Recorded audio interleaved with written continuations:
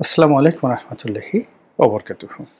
সম্মানিত দর্শক, বাংলাদেশের রাজনীতি জটিল থেকে জটিলতর হচ্ছে।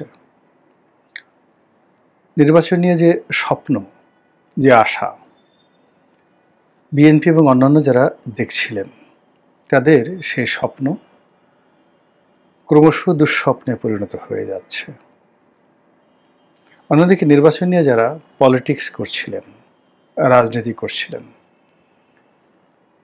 তারা আপাত দৃষ্টিতে তাদের সেই রাজনীতিতে সফল হচ্ছেন।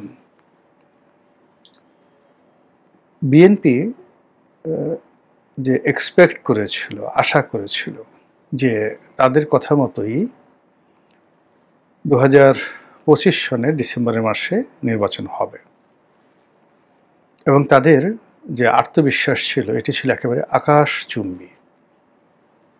বর্তমান সরকারের কোনো সামর্থ্য নেই, শক্তি নেই বিএনপির এই যে শক্তিমত্তা, ডিসেম্বর মাসে নির্বাচন আদায় করে নেওয়ার শক্তিমত্তা, এটাকে চ্যালেঞ্জ জানানোর। বিএনপির আত্মবিশ্বাস ছিল যে প্রশাসনে তাদের লোকজন ইতিমধ্যে নিয়োজিত হয়ে গেছে, মাঠঘাট পথ তাদের নিয়ন্ত্রণে, তাদের প্রধান প্রতিদ্বন্দ্বী আওয়ামী লীগ বাংলাদেশে নেই। তো কাজেই তারা যদি চায় আদালতের রায় তাদের মতো হবে, তারা যদি চায় তবে দক্ষিণ সিটি কর্পোরেশনের মেয়র এশরাক হবে, তারা যদি চায় ডক্টর মোহাম্মদ ইউনূস ক্ষমতায় থাকবে না, তাই হবে। কিন্তু গত যদি 60 দিন অর্থাৎ 2 মাসের ঘটনা পরিক্রমা দেখেন, তাহলে দেখবেন যে বিএনপির সব আশাগুলো নিরাশায় পরিণত হয়েছে, সব আত্মবিশ্বাসগুলো ভেঙে চুরে চুরমার হয়ে গেছে, এবং তাদের আশা এবং যে আত্মবিশ্বাস সংক্রান্ত যে সফলতা তারা আশা করেছিল, প্রায় সবগুলো ধূলিসাৎ হয়ে গেছে। সরকার খুব সুকৌশলে বিএনপিকে ডিসেম্বর থেকে ফেব্রুয়ারি পর্যন্ত নিয়ে গেছে, আবার এখন ফেব্রুয়ারি থেকে এপ্রিলের মধ্যে টানা হেঁচড়া শুরু করেছে। বিএনপির যে জনতার মেয়র বলে খ্যাত এশরাক, তো ইঞ্জিনিয়ার এশরাককে প্রথমে সেই যমুনার সামনে থেকে ডক্টর মোহাম্মদ ইউনূসের পলিটিক্স শাহবাগ পর্যন্ত ঠেলে দিয়েছে, শাহবাগ থেকে নগর ভবন, আর সেই নগর ভবন থেকে তাকে এখন তার বাড়িতে ফেরত পাঠানো হয়েছে। রাজ্যের হতাশা এবং যাকে বলা হয় অস্থিরতা, এই যুবককে, যে কিনা বিএনপির তারুণ্যের প্রতীক, তারেক রহমান সাহেবের দক্ষিণ হস্ত এবং আশার বিমূর্ত প্রতীক, তো সেই তরুণ নেতার যে অপ্রাপ্তি এবং সরকার কর্তৃক নাস্তানাবুদ, এবং তাকে নিয়ে যেভাবে জামাতের লোক, এনসিপির লোক ঠাট্টা করছে, মস্কারা করছে, এতে করে আগামী দিনে তার রাজনীতির যে ইমেজ, এটা পুনরুদ্ধার করা সত্যিকার অর্থে তার জন্য কঠিন হবে। দ্বিতীয়ত, সরকারের যারা কর্তা ব্যক্তি যেভাবে তাকে টার্গেট করেছে, সেক্ষেত্রে এই সরকার যদি ক্ষমতায় থাকে এবং এই সরকারের অধীন যদি নির্বাচন হয়, তাহলে এশরাক মেয়র তো দূরের কথা, অন্য যে কোনো নির্বাচনে সরকারি প্রশাসন যন্ত্রের যে বদনজরের কবলে পড়বে, সেটা কাটিয়ে ওঠা তার পক্ষে সম্ভব হবে বলে আমার কাছে মনে হচ্ছে না।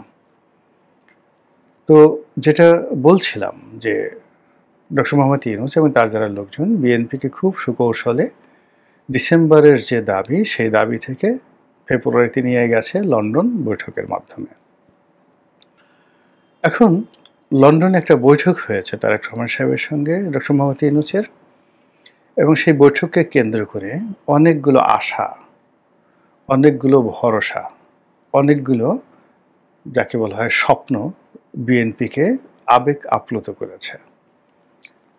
তারা দেখতে পাচ্ছে যে এই ডিসেম্বর এলো বলে, তারপর এই ফেব্রুয়ারি এলো বলে, তারপর ফেব্রুয়ারি মাসের 15 তারিখে যদি নির্বাচন হয়, 16 তারিখে আমাদের ক্ষমতা, আমরা প্রধানমন্ত্রী, আমরা রাষ্ট্রপতি, আমরা এমপি, সব কিছু আমাদের অধীন, এবং এই স্বপ্নে তারা বিভোর হয়ে ডক্টর মোহাম্মদ ইউনূস এবং তার যারা লোকজন তাদের সপক্ষে যে কথাগুলো বলা শুরু করলো, সেই সকল কথা এখন তারা ফিরিয়ে নিতে ইচ্ছে করলেই পারবে না।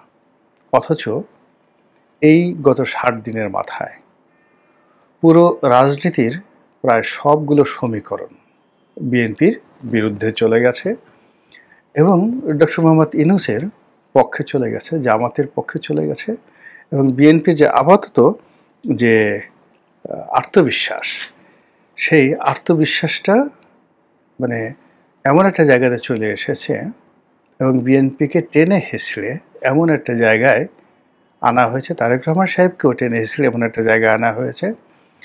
এখন নাহিদ বড় না তারেক রহমান বড়, এদেশে নাহিদের অবদান বেশি না তারেক রহমান সাহেবের অবদান বেশি, এই সকল কথাবার্তা হচ্ছে।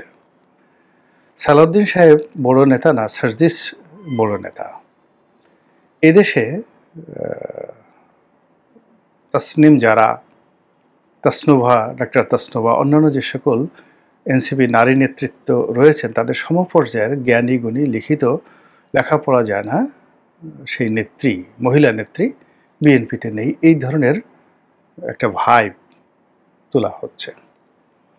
আর হাসনাত আবদুল্লাহ, তাকে অনেকটা গ্র্যান্ড লিডার, যদি ধরেন সিরাজুল আলম খান মুক্তিযুদ্ধের পরে, আসাম আব্দুর রব, কিংবা ধরুন তোফায়েল আহমেদ, এদের পর্যায়ে তাকে এনলাইটেন অ্যান্ড হাইলাইট করা হচ্ছে। এবং আশ্চর্য ব্যাপার হলো যে পত্র পত্রিকাগুলো, টেলিভিশন টক শোগুলো